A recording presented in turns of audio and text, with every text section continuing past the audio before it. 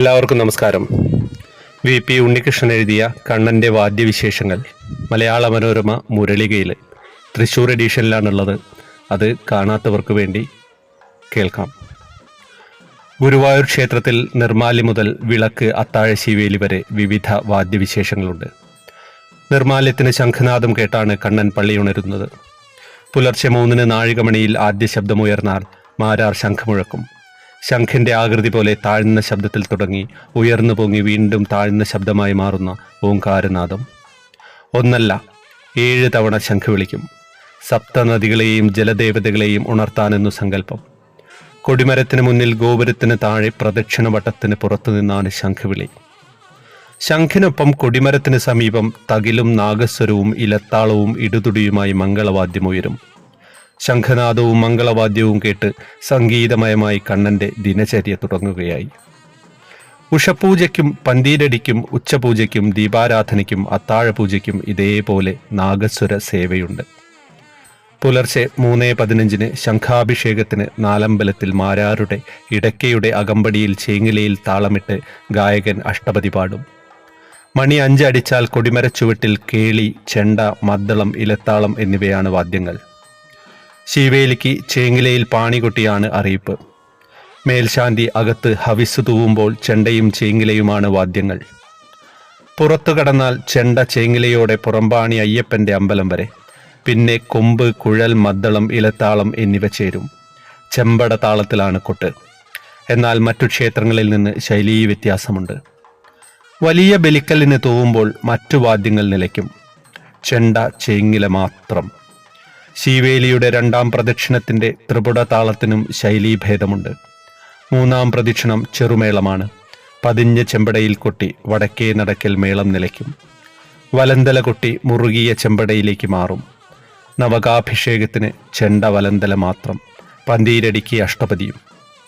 ഉച്ചപൂജയ്ക്ക് അകത്ത് ആദ്യ പകുതി അഷ്ടപതിയും പിന്നെ മേളവും. കുട്ടിക്കൊട്ട് എന്നാണ് മേളത്തിന് പേര്. കൊമ്പ്, കുഴൽ, മദ്ദളം, താളം എല്ലാം ചേരും.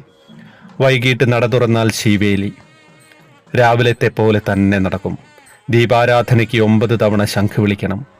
അകത്ത് കുട്ടിക്കൊട്ടും പുറത്ത് കേളിയും വേണം. അത്താഴ പൂജയ്ക്ക് അകത്ത് ഇടയ്ക്ക അഷ്ടപതി മാത്രം. അത്താഴ ശിവേലി 3 പ്രദക്ഷിണം. വിളക്കുണ്ടെങ്കിൽ 5 പ്രദക്ഷിണം. അത്താഴ ശിവേലിയുടെ 2, 3 പ്രദക്ഷിണങ്ങൾ വിളക്കാചാരമാണ്. ഇതിന് മരപ്പാണി എന്നും മരം എന്നും വിളിക്കുന്ന വാദ്യം നിർബന്ധമാണ്. മരപ്പാണി കൊട്ടുകയല്ല, ആംഗ്യം അഥവാ മുദ്ര കാണിക്കുകയാണ്. ഈ വാദ്യം പിടിക്കുന്നയാൾ എഴുന്നള്ളിപ്പിന് അഭിമുഖമായി പിന്നോക്കം നടക്കണം. വിളക്കിൻ്റെ 4ാമത്തെ പ്രദക്ഷിണം ഇടയ്ക്ക നാഗസ്വരവും 5ാം പ്രദക്ഷിണവും മേളവുമാണ്.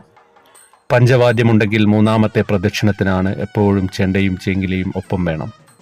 മണ്ഡലകാലത്തെയും ഉത്സവകാലത്തെയും ശീവേലിക്ക് ഇടുതുടിയും വീരാണവും ഉണ്ടാവും. ഇടുതുടി തബല പോലെ, വീരാണം ചെറിയ മൃദംഗം പോലെയാണ് രൂപത്തിൽ. ഗുരുവായൂർ ക്ഷേത്ര മഹത്വത്തിൽ കൃത്യതയോടെയുള്ള വാദ്യവിശേഷത്തിനും ഏറെ പ്രാധാന്യമുണ്ട് എന്നതാണ് സത്യം. എല്ലാവരും മറ്റുള്ളവരിലേക്ക് ഈ കാര്യങ്ങളൊക്കെ എത്തിക്കുക.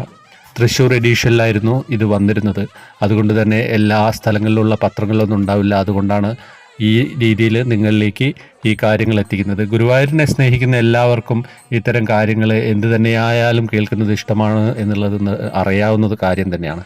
അതുകൊണ്ട് തന്നെ ചാനൽ നിങ്ങൾ ഫോളോ ചെയ്യുക. നിങ്ങൾക്ക് കൂടുതലായിട്ടുള്ള ഗുരുവായൂരുമായിട്ട് ബന്ധപ്പെട്ട അപ്ഡേഷൻസും ബാക്കി ക്ഷേത്രങ്ങളുമായിട്ട് കഴിയാവുന്ന അപ്ഡേഷൻസും ഒക്കെ ഞങ്ങൾ നിങ്ങളിലേക്ക് എത്തിക്കും.